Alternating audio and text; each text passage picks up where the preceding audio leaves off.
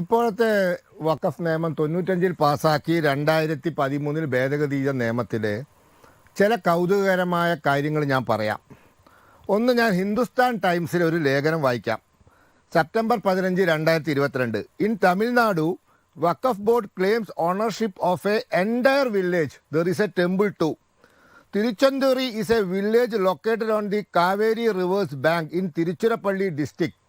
It also has a 1500-year-old Sundareshwara temple, with villagers now wondering how the Waqf would claim ownership of this property. അതായത് തിരുച്ചിറപ്പള്ളി ജില്ലയിലെ തിരുച്ചെന്തൂരി ഗ്രാമം മൊത്തമായി വഖഫിൻ്റെ ആണെന്ന് പറഞ്ഞിട്ട് notice അയച്ചു. അതെങ്ങനെയാണ് മനസ്സിലായത്? 389 ഏക്കറുണ്ട്. ഈ 389 ഏക്കറിൽ 1500 വർഷം പഴക്കമുള്ള 1500 വർഷങ്ങൾക്ക് മുമ്പ് ഇസ്ലാം ഇന്ത്യയിൽ വന്നിട്ടുണ്ടോ എന്ന് എനിക്ക് അറിഞ്ഞുകൂടാ, നോക്കണം. പഴക്കമുള്ള ക്ഷേത്രം ഉൾപ്പെടെ. ഇതെങ്ങനെയാണ് മനസ്സിലായത്? ഒരു കൃഷിക്കാരൻ ഭൂമി വിൽക്കാൻ പോയപ്പോൾ രജിസ്റ്റർ ഓഫീസിൽ നിന്ന് പറഞ്ഞു വഖഫ് ബോർഡിൽ നിന്ന് നോ ഒബ്ജക്ഷൻ സർട്ടിഫിക്കറ്റ് കിട്ടിയാലേ വിൽക്കാൻ പറ്റുള്ളൂ. ഇതെങ്ങനെ വിഷയമായത്? ഞാൻ വേറെ തമാശ കേരളത്തിലെ പറയാം. ചാവക്കാട്, ഒരുമനയൂർ, പുഴിക്കൽ തറവാട്, മേനോൻ തറവാടാ, മേനോന്മാരുടെ തറവാടാ. അതിൽ സാമൂതിരിപ്പാടിൻ്റെ പണ്ടാര ഭൂമിയുണ്ട്. അത് 1910 ഈ പുഴിക്കൽ തറവാടിന് സാമൂതിരിപ്പാട് പതിച്ചു കൊടുത്തു. 967 ഒരു പാർട്ടീഷൻ നടത്തി. ഒരു കഷ്ണം ഭാനുമതി അമ്മ എന്ന് പറയുന്ന സ്ത്രീയുടെ കൈവശം വന്നു. അവിടുന്ന് അത് ബാഹുലേയൻ മൂത്തേടത്തിന് വിറ്റു, പിന്നെ വെണ്ണക്ക ബാലിന് വിറ്റു. ഇപ്പം അത് ബാലകൃഷ്ണൻ, ഫ്രാൻസിസ്, രാമു, ഒരാൾ കുടികിടപ്പാണ്. ഇങ്ങനെ നിരവധി ആളുകളുടെ കൈവിലാണ്. ഈ തറവാട്ടിൽ നിന്നും വാങ്ങിയവരാണ്.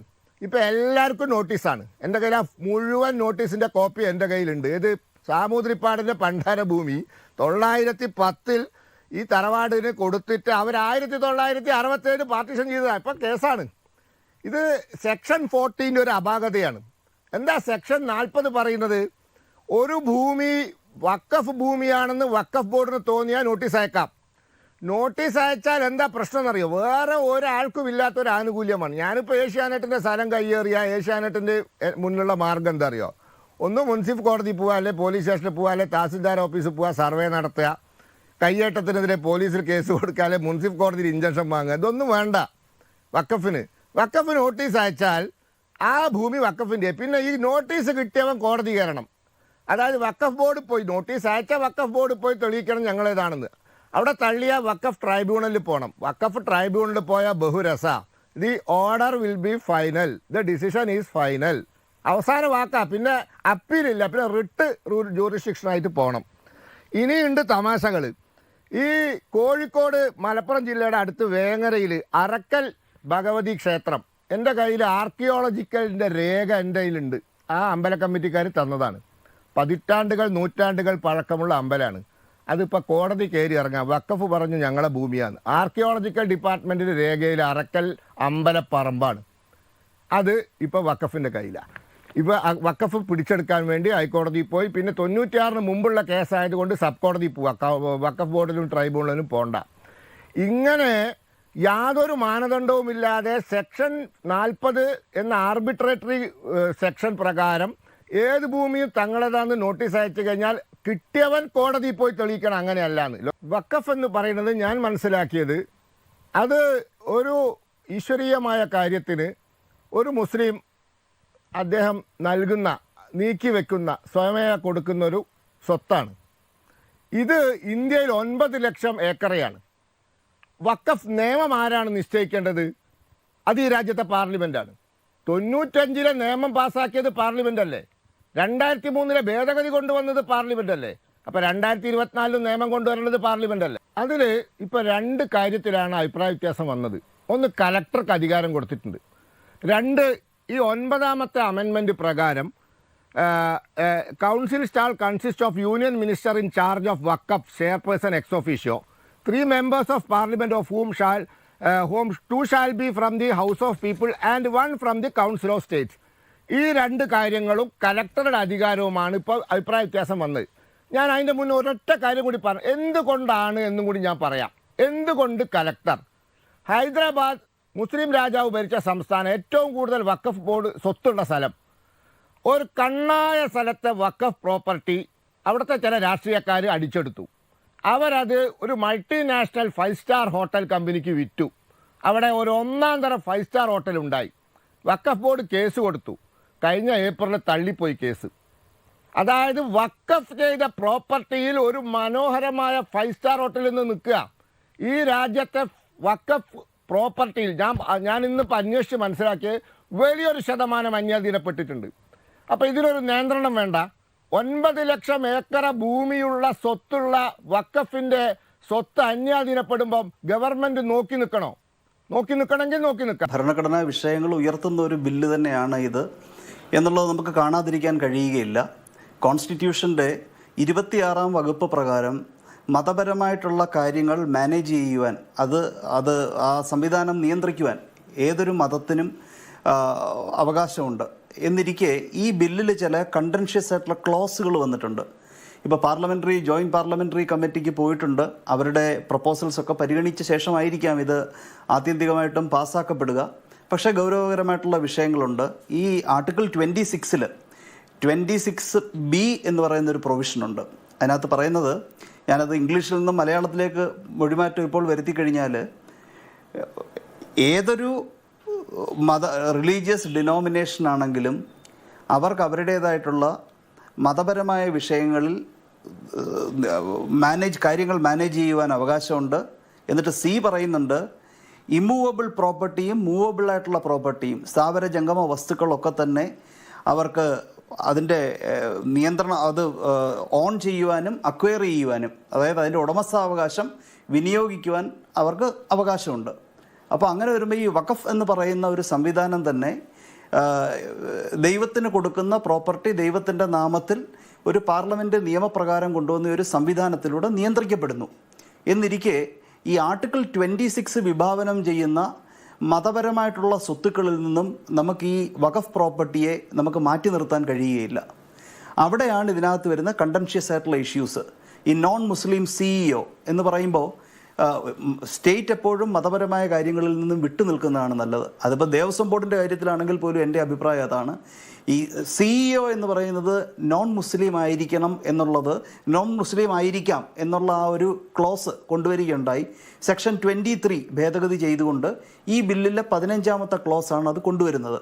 അപ്പോൾ ഈ മതപരമായിട്ടുള്ള വിശ്വാസം പുലർത്താത്ത ഒരു വ്യക്തി ഈ സംവിധാനത്തിൻ്റെ CEO ആയിരിക്കുന്നത് 26 കൊടുത്തിട്ടുള്ള, അതും പാർലമെൻറ്റിൻ്റെ നിയമപ്രകാരം കൊണ്ടുവരുമ്പോൾ 26 കൊടുത്തിട്ടുള്ള അവകാശത്തിലേക്കുള്ള കടന്നുകയറ്റമായി വളരെ ഗൗരവകരമായി ഉയർന്നു വരാൻ കഴിയുന്ന ഒരു വിഷയമാണ്. എന്ന് മാത്രമല്ല, ഈ സെൻട്രൽ വഖഫ് കൗൺസിലിലും സ്റ്റേറ്റ് വഖഫ് ബോർഡിലും ഇസ്ലാമിക വിശ്വാസികളല്ലാത്ത ആൾക്കാരെ അംഗങ്ങളായി കൊണ്ടുവരിക എന്ന് പറയുമ്പോൾ തന്നെയും ആ മതപരമായിട്ടുള്ള സംവിധാനത്തിൻ്റെ ആ ഒരു എക്സ്ക്ലൂസിവിറ്റി, വിശ്വാസമുള്ള ആൾക്കാർ മാത്രമാണ് ഇങ്ങനെയുള്ള സംവിധാനങ്ങൾ നിയന്ത്രിക്കേണ്ടത് എന്നിരിക്കെ, അങ്ങനെ നോൺ മുസ്ലിംസ് ആയിട്ടുള്ള ആൾക്കാരെ അവിടെ പ്രതിഷ്ഠിക്കുക വഴി മതസ്വാതന്ത്ര്യത്തിലേക്കുള്ള 26 ഉറപ്പുവരുത്തുന്ന ആ ഒരു മതസ്വാതന്ത്ര്യത്തിലേക്കുള്ള കടന്നുകയറ്റമായി അത് കോടതികൾ കാണാനുള്ള സാധ്യതയുണ്ട്. ഗൗരവമായിട്ടുള്ള വിഷയം തന്നെയാണ്. ഇപ്പോൾ ദേവസ്വം ബോർഡ് അംഗങ്ങളെ തിരഞ്ഞെടുക്കുന്നത് തന്നെ കേരള നിയമനിർമ്മാണ സഭയിലെ ഹിന്ദുമത വിശ്വാസം പുലർത്തുന്ന അംഗങ്ങളായിരിക്കണമെന്നാണ് നിയമം നിഷ്കർഷിക്കുന്നതെന്നാണ് എനിക്ക് ഓർത്തെടുക്കാൻ കഴിയുന്നത്. അപ്പോൾ അങ്ങനെ വരുമ്പം വിശ്വാസികളല്ലാത്ത ആൾക്കാർ, അവർ ജനപ്രതിനിധികളാണെങ്കിലും അവർക്ക് വിശ്വാസ സംബന്ധമായിട്ടുള്ള സ്വത്ത് സംരക്ഷിക്കുന്ന സംവിധാനത്തിൽ അവർ കടന്നു കയറി കഴിഞ്ഞാൽ, അല്ലെങ്കിൽ അവർ അവിടേക്ക് ചെന്ന് കഴിഞ്ഞാൽ ആ 26 വിഭാവനം ചെയ്യുന്ന സ്വാതന്ത്ര്യത്തിനെ പരിമിതപ്പെടുത്തുന്നതായി പ്രഥമ ദൃഷ്ട്യ അങ്ങനെ മനസ്സിലാക്കാൻ കഴിയുന്നുണ്ട്. അപ്പോൾ ഇത്തരത്തിൽ വ്യാപകമായിട്ട് വളരെ പ്രത്യാഘാതങ്ങൾ ഉണ്ടാക്കുന്ന തരത്തിലുള്ള പ്രപ്പോസൽസ് ഇതിലുണ്ട്. പക്ഷേ അറ്റ് ദ സെയിം ടൈം ഈ സെക്ഷൻ 40 വളരെ ഗൗരവകരമായിട്ടുള്ളൊരു വിഷയമാണ്. അതിനൊരു റീഫോം ആവശ്യമായിട്ടുണ്ട്. സമാനമായിട്ടുള്ള മാറ്റേഴ്സ് തമിഴ്നാട്ടിൽ നിന്ന് വരുന്ന മാറ്റേഴ്സ് ഞാൻ സുപ്രീം കോടതിയിൽ ചെയ്തിട്ടുണ്ട്. അപ്പോൾ ഈ ഏതൊരു വ്യക്തിയുടെയും സ്വത്തിന് മുകളിൽ ഇത്തരം അവകാശവാദം ഉന്നയിക്കുവാനും ആരുടെ പൊസഷനിലാണോ ആ സ്വത്തിരിക്കുന്നത് അയാളാണ് പോയി പ്രൂവ് ചെയ്യേണ്ടത്. അപ്പോൾ അയാൾക്ക് ഏതെങ്കിലും തരത്തിൽ ഡോക്യുമെൻറ്റേഷൻസ് അയാളുടെ കയ്യിൽ ഇല്ല എന്നുണ്ടെങ്കിൽ ഈ ലിസ്റ്റിൽ പെടുത്തിയിട്ടുണ്ട് എങ്കിൽ 1 വർഷം നോട്ടിഫൈ ചെയ്യും. വ്യക്തികളാരും അറിയണമെന്നില്ല. ഒരു കോടതിയിൽ പോയാലും ഇത് സംബന്ധിച്ചിട്ടുള്ള ഒരു റിലീഫ് കിട്ടുകയില്ല. പിന്നെ തമിഴ്നാട്ടിലാണെങ്കിൽ വളരെ ഗൗരവകരമായിട്ടുള്ളൊരു വിഷയമാണ് അത്. എന്ന് വെച്ച് കഴിഞ്ഞാൽ ഈ വഖഫ് നിയമത്തിന് ശേഷം 2010 ഒരു eviction from public premises act ഉണ്ട്, എൻക്രോച്ചേഴ്സിനെ പുറത്താക്കുവാൻ വേണ്ടി. അതിനകത്ത് പബ്ലിക് പ്രിമൈസസിൻ്റെ നിർവചനം ഭേദഗതി ചെയ്തിട്ട് ഈ വഖഫ് പ്രോപ്പർട്ടി ആയിട്ട് ഡിക്ലെയർ ചെയ്യപ്പെട്ട പ്രോപ്പർട്ടികളിലും അതിലേക്ക് കൊണ്ടുവന്നിട്ടുണ്ട്. അതിൻ്റെ അടിസ്ഥാനത്തിൽ ഈ ട്രിബ്യൂണൽ വഴിയുള്ള നടപടിക്രമം അല്ല, ഒരു സമ്മറി എവിക്ഷനാണ് നടക്കുന്നത്.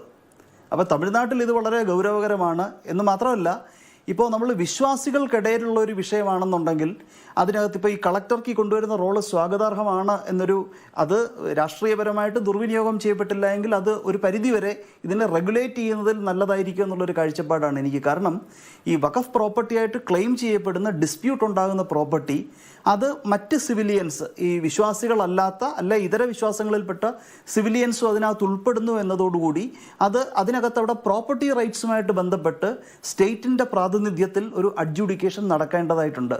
നിരവധി സമാനമായിട്ടുള്ള ന്യൂസ് പേപ്പർ റിപ്പോർട്ട്സുകൾ സമാനമായിട്ടുള്ള വിഷയങ്ങൾ ഉയർത്തിക്കൊണ്ടുവന്നിട്ടുണ്ട്. ഇപ്പം മുകേഷ് അംബാനിയുടെ വീടിരിക്കുന്നത് വഖഫ് പ്രോപ്പർട്ടിയിലാണെന്നൊരു ക്ലെയിം വന്നിട്ടുണ്ട്. എന്ന് മാത്രമല്ല, നാം നോക്കിക്കഴിഞ്ഞാൽ ഗുജറാത്തിലെ 2 ദ്വീപുകളുടെ പുറത്ത് ഇങ്ങനെ ക്ലെയിം വന്നിട്ടുണ്ട്. മൈക്രോസോഫ്റ്റും വിപ്രോയും ഹൈദരാബാദിൽ ഇവരുടെ ഓഫീസസിൻ്റെ പുറത്ത് ക്ലെയിം വന്നിട്ടുണ്ട്. റോയൽ കാൽക്കട്ട ഗോൾഫ് ക്ലബ്ബിൽ വന്നിട്ടുണ്ട് claim. Hotel ITC Windsor hotel in Bangalore അവിടെയും വന്നിട്ടുണ്ട് ക്ലെയിം.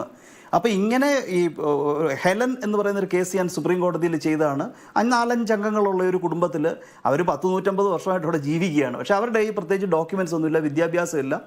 പക്ഷേ ഇങ്ങനെ ക്ലെയിം വന്നു കഴിഞ്ഞപ്പോൾ ഈ ബോഡികളിലെല്ലാം പോയി അവിടെ ഞാൻ പറഞ്ഞില്ലേ തമിഴ്നാട്ടിൽ സമ്മറി എവിക്ഷനാണ്. അതിനെതിരെ ഹൈക്കോടതിയിൽ പോയി സിംഗിൾ ബെഞ്ചും ഡിവിഷൻ ബെഞ്ചും തള്ളി. സുപ്രീം കോടതി വന്നു കഴിഞ്ഞാൽ നാം ഡോക്യുമെൻ്റ് പരിശോധിച്ചപ്പോൾ കാണുന്നത് ഈവൻ വഖഫ് ബോർഡിന് അങ്ങനെ ക്ലെയിം എസ്റ്റാബ്ലിഷ് ചെയ്യാൻ അവരുടെയും കയ്യിലൊരു ഡോക്യുമെൻ്റ് ഇല്ല. അപ്പോൾ കോടതി പറഞ്ഞൊരു കാര്യമുണ്ട്, നിയമപ്രകാരം അവർക്ക് അങ്ങനെ ഒരു അവകാശം ഉന്നയിക്കാൻ കഴിയും, നിങ്ങൾക്ക് അങ്ങനെ ഒരു അവകാശം ഇല്ലല്ലോ എന്ന് പറഞ്ഞിട്ട് അത് ഡിസ്മിസ് ചെയ്യണം. 1 വർഷം കൂടെ അവിടെ തുടരാൻ വേണ്ടി ഒരു സാവകാശം കൊടുത്തെങ്കിൽ കൂടിയും കോടതികൾ പോലും ഇടപെടാൻ മടിക്കുന്ന തരത്തിലുള്ള ഫൈനാലിറ്റിയുള്ള ഇതൊരു തരത്തിൽ ആർബിട്രറി ആയിട്ടുള്ള ഒരു പ്രൊവിഷനാണ് 40. ആ 40 നമ്മുടെ സെക്യുലർ സ്റ്റേറ്റിൻ്റെ ക്യാരക്ടറിന് ഉചിതമല്ലാത്തത് കൊണ്ട് അത് റീഫോം ചെയ്യേണ്ടത് ആവശ്യമാണ്. പക്ഷേ അറ്റ് ദ സെയിം ടൈം ഈ മതപരമായിട്ടുള്ള വിശ്വാസപരമായിട്ടുള്ള സ്വത്ത് സംരക്ഷിക്കാനുള്ള അവകാശങ്ങളിലേക്ക് കടന്നു കയറാൻ ശ്രമിക്കുന്നത് അത് ഭരണഘടനാപരമായി നിലനിൽക്കുന്നതാണ് എന്ന് എനിക്ക് തോന്നുന്നു. ഞാൻ മനസ്സിലാക്കുന്നത്, എൻ്റെ ഒരു നിഗമനം, ഈ വഖഫ് ബോർഡിൻ്റെ പ്രോപ്പർട്ടീസ് അഖിലേന്ത്യാ അടിസ്ഥാനത്തിൽ വലിയൊരു ശതമാനം അന്യാധീനപ്പെട്ടു പോയിട്ടുണ്ട്. വലിയൊരു ശതമാനം. ഈ പറഞ്ഞ പോലെ ഏതെങ്കിലും പാവപ്പെട്ടവൻ്റെ കയ്യിലുള്ള ഭൂമി പോയി തിരിച്ചു പിടിക്കുന്നത് പോലെ വലിയ മൾട്ടിനാഷണൽ കമ്പനിയുടെ 5 സ്റ്റാർ ഹോട്ടലിൻ്റെ അടുത്തോ ഇപ്പം നാളെ പറയും പോലെ അംബാനിൻ്റെ അടുത്തോ ഒന്നും പോയി കേസ് നടത്തിയിട്ട് ജയിച്ചെടുക്കാനുള്ള ശേഷിയൊന്നും നാട്ടിലെ വഖഫ് ബോർഡിനില്ല.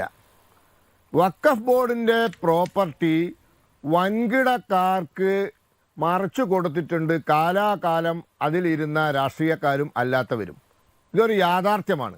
വലിയൊരു ശതമാനം അന്യാധീനപ്പെട്ടു പോയിട്ടുണ്ട്. എന്തുകൊണ്ടാണെന്ന് വെച്ചാൽ അതിനുള്ളിൽ നടക്കുന്ന കാര്യത്തിൽ ഗവൺമെൻറ്റിന് യാതൊരു നിയന്ത്രണവുമില്ല. ഗവൺമെൻറ്റിനോ ഈ രാജ്യത്തിലെ ഭരണകൂടത്തിനോ സർക്കാരിനോ സംവിധാനങ്ങൾക്കോ യാതൊരു നിയന്ത്രണവുമില്ല. അപ്പോൾ ഇപ്പോൾ പ്രശ്നം എന്താണ്? CEO എന്ന് പറഞ്ഞിട്ടേ ഉള്ളൂ, അത് മുസ്ലിം ആവണമെന്ന് പറഞ്ഞിട്ടില്ല എന്നുള്ളതാണ് ഇപ്പോൾ പ്രശ്നം.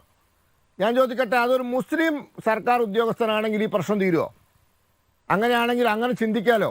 അതിനു വേണ്ടിയാണല്ലോ ഇപ്പോൾ ജോയിൻറ്റ് പാർലമെൻ്ററി കമ്മിറ്റിക്ക് വിട്ടിട്ടുള്ളത്.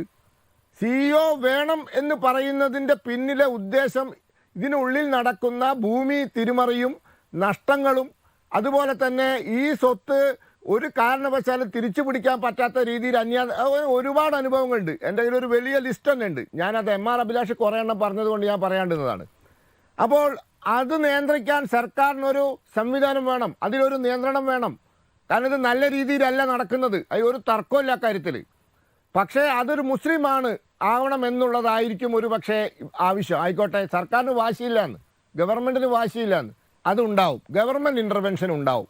കാരണം കഴിഞ്ഞ കാല വഖഫ് ബോർഡിൻ്റെ കൈവശമുണ്ടായിരുന്ന സ്വത്തുക്കൾക്ക് സംഭവിച്ചിട്ടുള്ള അന്യാധീനപ്പെടലും അതുമായി ബന്ധപ്പെട്ട ഒരുപാട് പ്രശ്നങ്ങളും വിവാദങ്ങളുണ്ട്. ഇതൊക്കെ സച്ചാർ കമ്മിറ്റി മുതൽ ഇങ്ങോട്ട് സർക്കാരിനോട് ആവശ്യപ്പെട്ടതാണ്. പാർലമെൻ്ററി കമ്മിറ്റി ആവശ്യപ്പെട്ടതാണ്. പാർലമെൻ്ററി കമ്മിറ്റി ആവശ്യപ്പെട്ടിട്ടുണ്ട്. ഇതിനുള്ളിൽ ഭൂമി വഖഫിൻ്റെ ഭൂമി അന്യാധീനപ്പെട്ടുകൊണ്ടിരിക്കുകയാണ്, തിരിച്ചു പിടിക്കാൻ പറ്റാത്ത രീതിയിൽ നഷ്ടപ്പെട്ട് കഴിഞ്ഞിരിക്കുകയാണ്. വഖഫ് ബോർഡിനെ കോൺസ്റ്റിറ്റ്യൂട്ട് ചെയ്യുന്നതിൽ അംഗങ്ങളെ നിയമിക്കുന്നത് സർക്കാരാണ്. സെൻട്രൽ വഖഫ് കൗൺസിലേക്ക് സെൻട്രൽ ഗവൺമെൻറ്റും സ്റ്റേറ്റ് വഖഫ് ബോർഡിലേക്ക് സംസ്ഥാന സർക്കാരും. പിന്നെ സർക്കാരിന് ഇതിൽ ഒരു നിയന്ത്രണവുമില്ല, ഒരു ബന്ധവുമില്ല. ഇതേതോ മഹല്ല് കമ്മിറ്റിയാണോ ഇതിലേക്കൊക്കെ ആളെ നിയമിക്കുന്നത്? ഇയാളോട് വർത്തമാനം കേട്ടാൽ സർക്കാരിൻ്റെ കുഞ്ഞാണിത്, സർക്കാരാണ് നിയമിക്കുന്നത്. വഖഫ് സ്വത്ത് സംരക്ഷിക്കലാണ് വഖഫ് ബോർഡിൻ്റെയും വഖഫ് കൗൺസിലിൻ്റെയും വഖഫ് ട്രിബ്യൂണലുകളുടെയും ചുമതല. പിന്നെ വഖഫിൻ്റെ സ്വത്ത് അന്യാധീനപ്പെട്ടു. സച്ചാർ കമ്മീഷൻ കൃത്യമായി പറഞ്ഞിട്ടുണ്ട്. 13-ാം അധ്യായത്തിൽ പറയുന്നു 2 ലക്ഷം കോടിയുടെ വസ്തുക്കളുണ്ട്. അത് നേരാമ്പണ്ണം സർക്കാരുകൾ കൈകാര്യം ചെയ്യുകയാണെങ്കിൽ പ്രതിവർഷം 16,000 കോടി രൂപ 16,000 കോടി രൂപ അതിൽ നിന്ന് വരുമാനം ഉണ്ടാകും.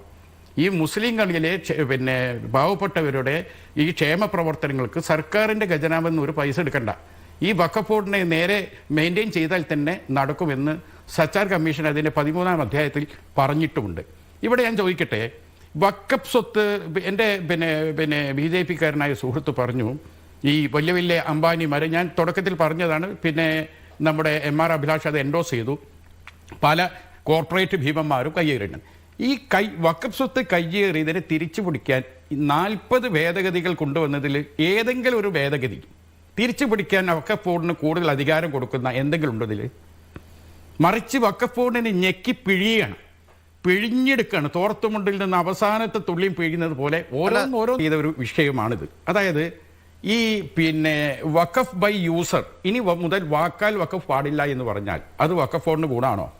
വഖഫ് ബോർഡിൽ വാക്കാൽ വരുന്ന സ്വത്ത് ഇല്ലാതാകുകയാണ്. അതാണ് മനസ്സിലാക്കുന്നത്. പിന്നെ നമ്മുടെ പൂർവ്വപിതാക്കൾ കൊടുത്തിരിക്കുന്ന വഖഫ് സ്വത്തുക്കൾ അനന്തരാവകാശികൾക്ക് അത് തിരിച്ചു വേണം എന്ന് പറഞ്ഞാൽ കൊടുക്കണം എന്നാണ് പറഞ്ഞത്. അങ്ങനെ ഒരു സൗകര്യം ഇവിടെ കിട്ടിക്കഴിഞ്ഞാൽ എത്ര കേസുകൾ വരും? വഖഫ് ബോർഡിൻ്റെ നിലവിലുള്ള എത്ര സ്വത്തുക്കൾ നഷ്ടപ്പെടും? നിങ്ങൾ ചിന്തിച്ചു നോക്കൂ. പിന്നെ ഞാൻ നേരത്തെ പറഞ്ഞതുപോലെ വഖഫ് ബോർഡിലേക്ക് ഇനി സ്വത്ത് കൊടുക്കാനുള്ള അവകാശം, അതിനും നിയന്ത്രണം കൊണ്ടുവന്നു. 5 കൊല്ലം ഇസ്ലാമികപരമായി അനുഷ്ഠാനം നടത്തിയവനാണെന്ന് പറഞ്ഞാൽ ഇവൻ ഏത് ഇസ്ലാമാണ്? ഇസ്ലാമിൻ്റെ ഉള്ളിൽ എത്ര വിഭാഗങ്ങളുണ്ട്? അങ്ങോട്ടും ഇങ്ങോട്ടും പരസ്പരം ഇസ്ലാമെന്ന് പുറത്താക്കുന്ന തർക്കിക്കുന്ന മുസ്ലിം സംഘടനകൾ എത്രയുണ്ട്? ഹിന്ദുക്കളോടും ക്രിസ്ത്യാനികളോടും ഇല്ലാത്തതിനേക്കാളും വലിയ അഭിപ്രായ ഭിന്നത മുസ്ലിം സമുദായത്തിലെ സംഘടനകൾ തമ്മിൽ ഫേസ്ബുക്കൊക്കെ എടുത്തു നോക്കി, അവർ തമ്മിൽ പോരടിക്കുക. അവർക്ക് ഈ വിഷയം ഈ CIയും KIയൊന്നും ഓരോ തലേക്ക് കയറിയിട്ടില്ല. അവർ ആ പണിയിലാണ്. അപ്പം അതിനോടൊപ്പം തന്നെയാണ് ഞാൻ പറഞ്ഞത്, ഈ വഖഫ് സ്വത്ത് തിരിച്ചു പിടിക്കുക, ഒരു സെന്റ് പിടിക്കാൻ ഒരു സവിശേഷ അധികാരം നൽകുന്ന ഒരു ഭേദഗതിയിലുണ്ടോ? എന്നാൽ വഖഫിൻ്റെ സ്വത്ത് മുഴുവൻ നഷ്ടപ്പെടാനും വഖഫിലേക്ക് പുതിയതായി സ്വത്തുക്കൾ വരുന്നത് തടയാനും അടക്കം ഈ 40 ഭേദഗതികളിൽ വഖഫ് ബോർഡിനെ ഇല്ലാതാക്കുന്നതാണ് എല്ലാം. വഖഫ് സ്വത്തിന് മെയിൻറ്റെയിൻ ചെയ്യണമെങ്കിൽ പ്രശ്നമുണ്ടെങ്കിൽ അതിനാണല്ലോ അതിൻ്റെ ട്രിബ്യൂണലും മറ്റൊക്കെ ഉള്ളത്. അതിൽ എത്ര കേസുകൾ നടക്കുന്നുണ്ട്? എത്രയോ കേസുകൾ ഓരോരോ സ്റ്റേറ്റിൽ നടക്കുന്നുണ്ട്. ഞാൻ പറഞ്ഞല്ലോ, സച്ചാർ കമ്മീഷനിൽ തന്നെ പറയുന്നുണ്ട്, ഈ ബംഗാളിലും കൽക്കത്തയിലും ഇന്ദിരാഗാന്ധിയാണ് വഖഫ് സ്വത്ത് തിരിച്ചു പിടിച്ച ഇന്ത്യയുടെ പ്രധാനമന്ത്രി. ഏറ്റവും കൂടുതൽ വഖഫ് സ്വത്ത് സർക്കാർ വരെ കയ്യേറിയത് കൽക്കട്ടയിലൊക്കെ തിരിച്ചു പിടിച്ചു. ബർഹാംപൂരിൽ, മുർഷിദാബാദിൽ, 24th പർഗനാസിയിൽ, അതുപോലെ തന്നെ MR അഭിലാഷ് ചൂണ്ടിക്കാണിച്ച മാതിരി കച്ച് പ്രദേശങ്ങളിൽ, ഗുജറാത്തിൽ വ്യാപകമായി, ഹരിയാനയിൽ, രാജസ്ഥാനിലുണ്ട്. കാരണം പണ്ട് കാലത്തെ മുഗളന്മാരും അവരൊക്കെ വാക്കാൽ കൊടുത്തിരിക്കുന്ന ആ സ്വത്താണ്. ആ സ്വത്തിനെ സംരക്ഷിക്കുക, ആ സ്വത്തിനെ മെയിൻറ്റെയിൻ ചെയ്യുക എന്നതാണ് ഈ വഖഫ് ബോർഡുകളുടെ അധികാരം. ഞാൻ ചോദിക്കട്ടെ, വഖഫ് ബോർഡിന് ഇനി എന്ത് അധികാരമുള്ളത്? എന്തിനാണ് ഇനി വഖഫ് ബോർഡ്? വഖഫ് ബോർഡിൻ്റെ മുകളിൽ ജില്ലാ കലക്ടർ കൊണ്ടുവന്നു. ജില്ലാ കലക്ടർ ഇതുവരെയുള്ള എല്ലാ വ്യവഹാരങ്ങളും എന്താക്കി മാറ്റി? ഈ വ്യവഹാരങ്ങളെല്ലാം അവസാനിച്ചു. സർക്കാരിനെതിരെ സർക്കാരിൻ്റെ അടുത്ത് വഖഫ് ഭൂമി ഉണ്ട് എന്ന ക്ലെയിമുകൾ എവിടെയെല്ലാം നിലനിൽക്കുന്നുണ്ടോ അതെല്ലാം ഈ നിയമം പാസ്സാക്കുന്നതോടുകൂടി ഇല്ലാതായി സർക്കാരിൻ്റെതായ അത്രേ. ആലോചിക്കണം നിങ്ങൾ. എന്നാൽ സർക്കാർ വഖഫിൻ്റെ പേരെ വല്ല ക്ലെയിം ഉയർത്തിയിട്ടുണ്ടോ? അതങ്ങനെ നിലനിൽക്കുകയും ചെയ്യും. അല്ല, ഒരു മിനിറ്റ്. അതെ, ജില്ലാ കലക്ടർ ഒരു വഖഫ് ഭൂമിക്ക് മേലെ ഒരു നോട്ടീസ് കൊടുത്തു കഴിഞ്ഞാൽ അത് സർക്കാരിൻ്റെതായി എന്നാണ് പുതിയ ഭേദഗതിയിൽ പറയുന്നത്. അപ്പം നേരത്തെ വഖഫ് ബോർഡ് നോട്ടീസ് കൊടുത്താൽ വഖഫ് ബോർഡിനായി എന്നതിൽ വലിയ പരിഭവം പറയുന്ന അനന്തപത്മനാഭൻ മറ്റ് സ്വത്തുക്കൾക്ക് മേലെ ജില്ലാ കലക്ടർ ഒരു നോട്ടീസ് ഇട്ടു ചെയ്താൽ ക്ലെയിം ഡിസ്പോസ് ചെയ്യേണ്ട ആവശ്യമില്ല, ഏതെങ്കിലും നീതിപീഠം തീർപ്പ് കൽപ്പിക്കേണ്ട ആവശ്യമില്ല. അതിനു മുമ്പ് ജില്ലാ കലക്ടർ ഒരു നോട്ടീസ് കൊടുത്താൽ അത് ജില്ലാ കലക്ടറുടേതായി, സർക്കാരിൻ്റെതായി എന്ന വാദത്തെയും എതിർക്കാൻ എന്തുകൊണ്ട് ഈ അനന്തപത്മനാഭനെ പോലുള്ള ആളുകൾക്ക് കഴിയില്ല? ആദ്യം ചൂണ്ടിക്കാട്ടിയ ഈ 6 മാസത്തിനുള്ളിൽ വഖഫ് പ്രോപ്പർട്ടികളുടെ എല്ലാം സമഗ്രമായിട്ടുള്ള ലിസ്റ്റ് പോർട്ടലിൽ അപ്ലോഡ് ചെയ്യുക എന്നൊക്കെയുള്ളത് ശ്രമകരമായിട്ടുള്ള കാര്യമാണ്. അത് എത്ര ശ്രമിച്ചാലും നടക്കും എന്നും എനിക്ക് തോന്നുന്നില്ല. കാരണം ഇത്ര വളരെ വലിയൊരു രാജ്യമാണല്ലോ നമ്മുടേത്. പക്ഷേ ഇത് ബില്ല് ഫോമിലാണ്. അത് കമ്മിറ്റി തീരുമാനിക്കുമ്പോൾ അതൊരു 6 മാസം എന്നുള്ളത് 1 വർഷമോ 2 വർഷമോ ആക്കി മാറ്റാൻ കഴിയും. പിന്നെ താങ്കൾ ചൂണ്ടിക്കാട്ടിയത് വളരെ ഗൗരവകരമായിട്ടുള്ള കാര്യമാണ്. കളക്ടറുടെ ഓഫീസ് രാഷ്ട്രീയമായിട്ട് ദുരുപയോഗം ചെയ്യുന്ന ഒരു സാഹചര്യം വരികയാണ് എന്നുണ്ടെങ്കിൽ ഇപ്പോൾ നിയമപ്രകാരം ഉറപ്പുവരുത്തിയിരിക്കുന്ന ആരാധനാലയങ്ങളുടെ സ്വത്തുക്കളുടെ മുകളിലുള്ള അവകാശം അത് ഭഞ്ജിക്കപ്പെടും. അതിനുള്ള സാധ്യതയുണ്ട്. പക്ഷേ പാർലമെൻ്ററി കമ്മിറ്റിക്ക് അത് വിട്ടിരിക്കുന്നത് കൊണ്ട് അത്തരത്തിലുള്ള പ്രൊവിഷൻസിനെ സംബന്ധിച്ച് ശക്തമായിട്ടുള്ള എതിർപ്പ് വരുന്നുണ്ടാവും. അപ്പം നിലവിൽ ഉടമസ്ഥാവകാശം എൻജോയ് ചെയ്യുന്ന പ്രോപ്പർട്ടികളിൽ രാജ്യമെമ്പാടും ഇങ്ങനെ ആരാധനാലയങ്ങളെ സംബന്ധിച്ചിട്ടുള്ള ഡിസ്പ്യൂട്ട് ഉയർന്നു വരുന്ന സാഹചര്യങ്ങളിൽ ഡിസ്ട്രിക്ട് കളക്ടർക്ക് അത് സംബന്ധിച്ചിട്ടുള്ള അധികാരം കൊടുക്കുക എന്ന് പറയുന്നത് ഒരു സിംഗിൾ മാൻ ബോഡി, ഒരു അതോറിറ്റിയാണല്ലോ ഡിസ്ട്രിക്ട് കളക്ടർ എന്ന് പറയുന്നത്. അപ്പോൾ അത് സംബന്ധിച്ച് ചെക്സ് ആൻഡ് ബാലൻസസ് ഉണ്ടായില്ല എന്നുണ്ടെങ്കിൽ ആരാധനാലയങ്ങളെ സംബന്ധിച്ചിട്ടുള്ള വലിയ തർക്കങ്ങളിലേക്ക് ഉയർന്നു വരുവാനുള്ള സാധ്യതയുണ്ട്. അതൊക്കെ പാർലമെൻ്ററി കമ്മിറ്റി പരിശോധിക്കേണ്ടതാണ്. അതിൻ്റെയൊക്കെ ഭരണഘടനാപരമായിട്ടുള്ള സാങ്കത്യം അല്ലെങ്കിൽ കോടതികളിൽ ചോദ്യം ചെയ്യപ്പെട്ടേക്കാം. പ്രായോഗികമായിട്ട് തെരുവിലും ഇത് സംബന്ധിച്ചിട്ടുള്ള സംഘർഷങ്ങൾ ഉണ്ടാകാനുള്ള സാധ്യതകൾ നമുക്ക് തള്ളിക്കളയുവാൻ കഴിയുകയില്ല. പിന്നെ ശ്രീ ഷാഫി ചാലിയ ഇവിടെ നേരത്തെ ഉന്നയിച്ച ഒരു വിഷയം, ഈ ഡൊണേറ്റ് ചെയ്ത് കഴിഞ്ഞാൽ, വഖഫ് പ്രോപ്പർട്ടിയായിട്ട് ഡൊണേറ്റ് ചെയ്ത് കഴിഞ്ഞാൽ അനന്തര തലമുറക്കാർക്ക് അതിൻ്റെ അവകാശം പിന്നീട് ഉന്നയിക്കാമെന്നുള്ളത് വളരെ ഗൗരവകരമായിട്ടുള്ള കാര്യമാണ്. കാരണം നാം സിവിൽ നിയമത്തിൽ ഗിഫ്റ്റ് കൊടുത്തു കഴിഞ്ഞാൽ പിന്നീട് അത് റീവോക്ക് ചെയ്യുവാൻ കഴിയില്ല. വളരെ പരിമിതമായിട്ടുള്ള സാഹചര്യങ്ങളിൽ ട്രാൻസ്ഫർ ഓഫ് പ്രോപ്പർട്ടി ആക്ട് വിഭാവനം ചെയ്യുന്ന ചില സാഹചര്യങ്ങളിൽ മാത്രമാണ് അത് സംബന്ധിച്ചിട്ടുള്ള ഇടപെടലുകൾ സാധ്യമാകുന്നത്.